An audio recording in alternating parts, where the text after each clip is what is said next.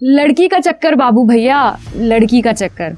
मुझे ऐसा लगता है कि आज 100 में से 90 जितने भी लड़ाई झगड़े हो रहे होंगे ना, वो सिर्फ और सिर्फ लड़कियों को पाने के लिए ही हो रहे होंगे। लेकिन दोस्तों, एक मिनट रुक जाइए।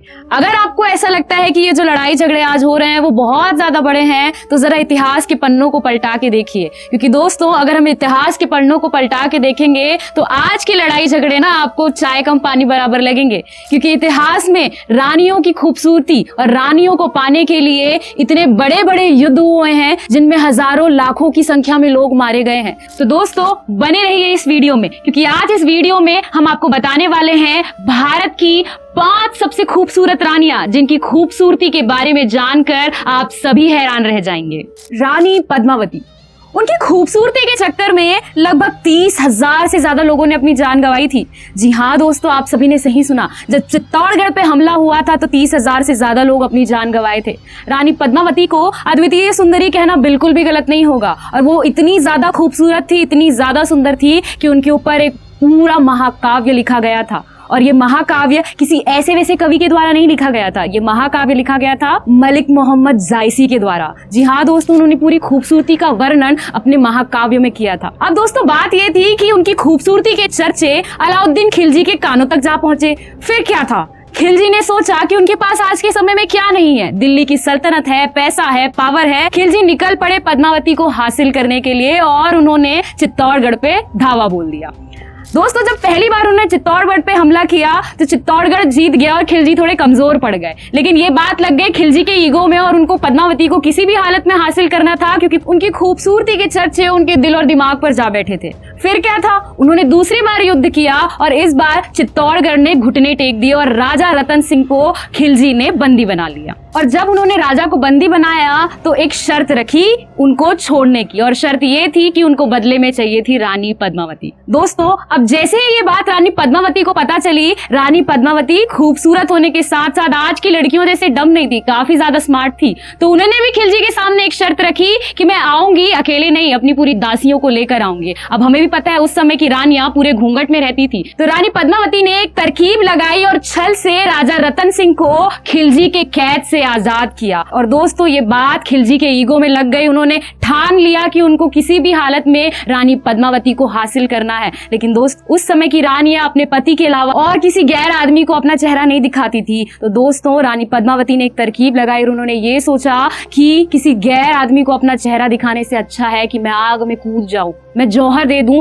और दोस्तों, वो आग में कूद गई, जौहर दे दिया, अकेले नहीं, पूरी दासियों के साथ। सोचिए दोस्तों, रानी पद्मावती कितनी खूबसूरत रही होगी कि इतना महायुद्ध हो गया सिर्फ उनको देखने के लिए। यार, आप सभी को पता है, खूबसूरत लड़की को देखने का मौका ना कोई नहीं छोड़ता, कोई भी उनको ताड़ने से पीछे नहीं हटता। लेकिन उस खूबसूरत लड़की के दिल में क्या चलती है, वो सिर्फ उस खूबसूरत लड़की को ही पता है। वो कैसे अपने आप को बाहरी दुनिया से और बाहरी भेड़ियों से बचा के रखती है। लेकिन दोस्तों, आज की जो लड़कियां हैं ना, हालातों के सामने बहुत जल्दी घुटने टेक देती हैं। लेकिन मैं बात कर रही हूँ एक ऐसी रानी की जिन्होंने अपनी इज्जत के लिए और अपने कुल के लिए बहुत लंबी लड़ाई लड़ी थी, जिसमें 3,000 से ज्यादा लोगों की मौत हुई थी। और दोस्तों, ये कहानी है रानी दुर्गावती की, जिनका जन्म 5 अक्टूबर 1524 ईस्वी को दुर्गाष्टमी के दिन हुआ था। इसी वजह से उनका नाम रानी दुर्गावती पड़ा। रानी दुर्गावती इतनी ज्यादा खूबसूरत थी कि उनकी खूबसूरती के चर्चे मुगल शासक अकबर के कानों तक जा पहुंचे।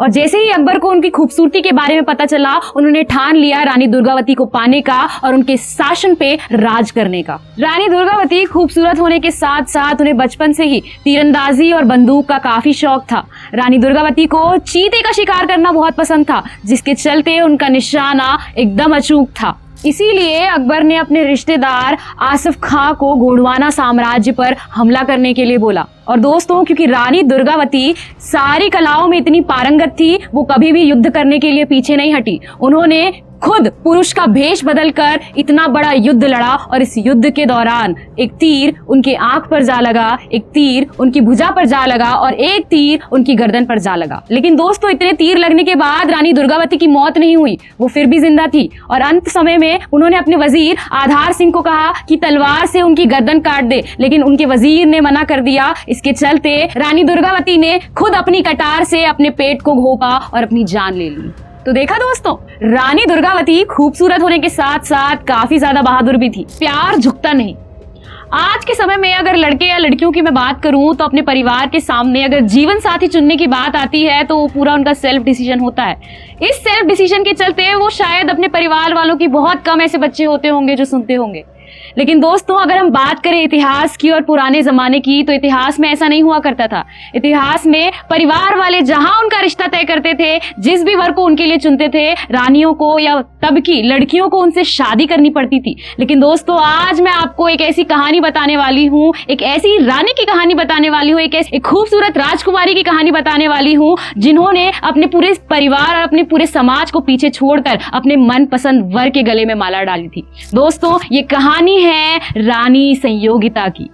रानी संयोगिता पृथ्वीराज की 13 रानियों में से सबसे खूबसूरत पत्नी थी। रानी संयोगिता पृथ्वीराज को मन ही मन काफी ज्यादा पसंद करती थी। जब ये बात उनके पिता जयचंद, जो कि किन्नौज के राजा थे, उनको पता चली तो उन्होंने रानी संयोगिता के स्वयंवर का घोषणा की। स्वयंवर के लिए उन्होंने बड़े बड़े राजाओं को निमंत्रण दिया, लेकिन इस स्वयंवर में उन्होंने पृथ्वीराज को निमंत्रण नहीं दिया। और बात यही खत्म नहीं होती है, उन्होंने पृथ्वीराज को और नीचा दिखाने के लिए उनकी एक लोहे की मूर्ति बनवाई, अपने द्वारपाल पर उसे स्थापित कर दिया। जब रानी संयोगिता को अपने लिए वर चुनना था और किसी एक राजा पर माला डालनी थी, तो उन्होंने किसी राजा पर माला न डालकर उस लोहे की मूर्ति पर माला डाली, मतलब पृथ्वीराज के गले पर माला डाली, क्योंकि वो पृथ्वीराज को काफी ज्यादा पसंद करती थी। उसी बीच पृथ्वीराज अपने घोड़े पर सवार होकर भरी सभा में आए जहां स्वयंवर हो रहा था। वो काफी क्रोधित थे कि संयोगिता के पिता ने सभी राजाओं को निमंत्रण दिया पर उन्हें निमंत्रण नहीं दिया। लेकिन जैसे ही उन्होंने देखा कि संयोगिता ने किसी भी राजा के गले में माला नहीं डाली, बल्कि पृथ्वीराज की लोहे की मूर्ति पे ही माला डाली, ये चीज देखकर पृथ्वीराज काफी ज्यादा मंत्रमुग्ध हो गए थे। वो रानी संयोगिता से काफी ज्यादा प्रसन्न हो गए थे और उन्होंने ठान लिया था कि वो रानी संयोगिता से विवाह करेंगे और भरी सभा के बीच वो रानी संयोगिता को अपने घोड़े पर बैठाकर हमेशा के लिए दिल्ली ले गए। तो देखा दोस्तों, प्यार झुकता नहीं। लेकिन कहानी यही खत्म नहीं होती है। एक युद्ध के दौरान जब पृथ्वीराज की मौत हो जाती है और जैसे ही ये खबर रानी संयोगिता को पता चलती है, उन्हें ये बात बिल्कुल भी रास नहीं आती और वो अपनी जान ले लेती हैं। वैसे मुझे ऐसा लगता है दोस्तों कि खूबसूरत होने के साथ साथ टैलेंट भी काफी ज्यादा मायने रखता है। टैलेंट इसीलिए मायने रखता है क्योंकि अब मैं एक ऐसी महारानी की बात करने वाली हूँ जो काफी ज्यादा खूबसूरत थी और खूबसूरत होने के साथ साथ उन्हें बेशकीमती चीजों का काफी ज्यादा शौक था। मैं बात कर रही हूँ दोस्तों महारानी गायत्री देवी की, जिनका जन्म 23 मई 1919 को लंदन में हुआ था। महारानी गायत्री देवी एक बहुत अच्छी घुड़सवारी का थी और उन्हें पोलो खेलने का भी काफी ज्यादा शौक था। महारानी गायत्री देवी का विवाह जयपुर के महाराजा सवाई मान सिंह जी से हुआ था, जो कि काफी ज्यादा प्रचलित हैं। और अगर आपको गायत्री देवी के महंगे शौक के बारे में बताऊं तो गायत्री देवी के पास भारत में पहली मर्सिडीज बेंज W126 उन्होंने परचेस की थी। और दोस्तों, उनके शौक यही खत्म नहीं हुए, उन्होंने रोल्स रॉयल्स की गाड़ियां भी परचेस की और उनका क्रेज इतना ज्यादा था कि ये गाड़ियां इंडिया में अवेलेबल होना बहुत मुश्किल था, तो स्पेशली वो हवाई जहाज से गाड़ियां इंपोर्ट कराती थी। और आप सभी को बता दें कि महारानी गायत्री देवी वॉग पत्रिका की 10 सबसे खूबसूरत महिलाओं में गिनी जाती हैं। तो देखा दोस्तों, खूबसूरत होने के साथ साथ टैलेंट होना भी कितना ज्यादा मायने रखता है। आज के समय में खूबसूरत कौन नहीं दिखना चाहता, चाहे लड़कों की बात करूं और लड़कों से ज्यादा लड़कियों की बात करूं, क्योंकि लड़कियां अपने लुक्स और अपने स्टाइल पे काफी ज्यादा ध्यान देती हैं और इसके लिए अपने हजारों और लाखों रुपए ब्यूटी पार्लर पे खर्चा करती हैं। और जो बहुत ज्यादा ऑब्सेस्ड होती हैं अपने लुक्स को लेकर, वो तो कई बार सर्जरी भी करा लेती हैं। लेकिन दोस्तों, आज मैं आपको एक ऐसी रानी के बारे में बताने वाली हूँ जिनको नेचुरल ब्यूटी कहा जाता था, और वो रानी थी रानी सीता देवी।